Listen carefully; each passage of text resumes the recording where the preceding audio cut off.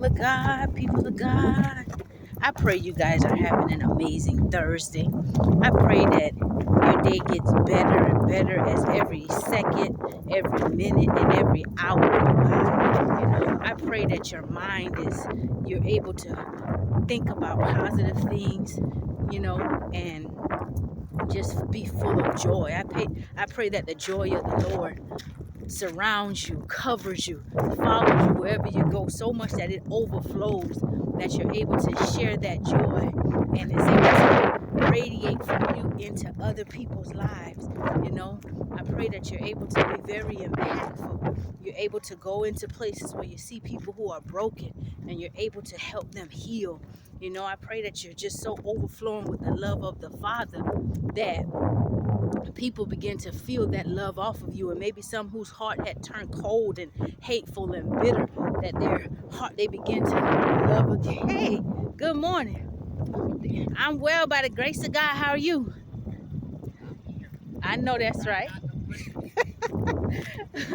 I pray that the love of God just radiates off of you, where maybe some folk who have had dark hearts, they begin to, even some of the people who were maybe fighting against you, they come to God and surrender wholeheartedly, and they see the love of God within you. Even some folk who have done and said some of the cruelest things against you, I pray that the love and the strength of God that lives on the inside of you is able to withstand all of those fiery darts, that you become even stronger, and all of that begins to allow your adversaries to turn from their wicked ways when they see you kept getting up, when they know that they did hurtful things, when they know that they said things to try to hurt your character, to try to break down what God was doing in your life, and they see God still increasing you and raising you up, and they see you still operating from a place of love, power, joy, and forgiveness. It causes them to turn from their wicked ways and look in the mirror and self-reflect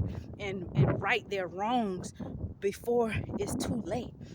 So I just pray God's blessings over you, people of God. Sometimes God has, what I begin to come to the conclusion is that God strategically plants us in certain places that are filled with just darkness, and it is so uncomfortable sometimes. But we don't always have all the answers and understand why. But as we continue to press through and keep growing, and He knows our heart, He knows what's on the inside of us, and as we continue to do the right thing, I believe that it's just so that darkness can come into the light, and what was a once dark place for some people can now become a place filled with the love of God and the light of God, because they saw someone in this earth who walked with God so much. Even if it was someone that they were trying to destroy, they saw how powerful God was on that person's life, and how they couldn't destroy a true child of God, a true man or woman of God who walked according to the ways of God. You may get laughed at, you may get ridiculed, you may get mocked, but it takes that sometimes to let the light of Christ shine, to say, wow, that's the power of God. That's what it takes, walking with God. All the evil that I've done, all this right here that I've been trying to come against, was to come against God Himself, and so it's just like Nebuchadnezzar had an experience where he was sent into a wilderness. He was given over to a reprobate mind, because even though he saw the power of God, even though he knew the power that Shadrach, Meshach, and Abednego served, the one and only true living God, he still went back to doing his idol worship. And even though he saw the power of God through Daniel, he still went back to doing his idol worship, and to the point where he'd already been warned so many different times, to where he was punished. He lost his mind. But by the time he went, all the time he would crawl around on his knees in the wilderness like a madman, because that's what he had become. He had been given over to that reprobate mind. He was ready to serve God wholeheartedly. He was ready to put away all his idol worship. You see?